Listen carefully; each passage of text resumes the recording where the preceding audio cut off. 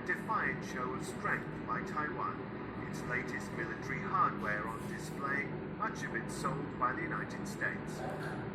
Taiwan has undertaken significant investment in military assets over the past few years, and these operations give Taiwan a real opportunity to see and to evaluate their systems, to evaluate their chains of command, and see how their operations will work in times of crisis, in times of peace, and in times of conflict, disaster relief, for instance.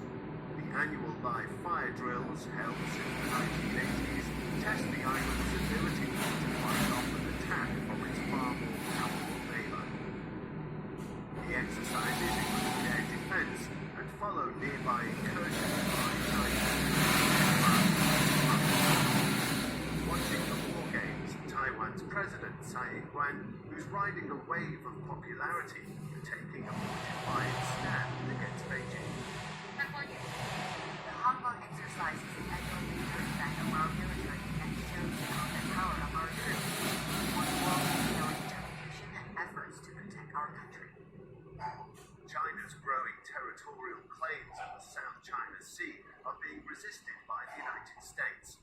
Secretary of State Mike Pompeo describing the claims as completely unlawful as U.S. warships continue their exercises in the disputed waters, incurring the wrath of China's government. What do you urge the U.S. to stop stirring up trouble in regards to the South China Sea issue and to not keep going further down the wrong track?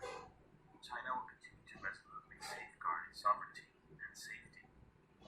Set against the background of friendly relations between Washington and Beijing, Taiwan can be assured of its continuing support from the U.S., but with these exercises also trusting in its own ability to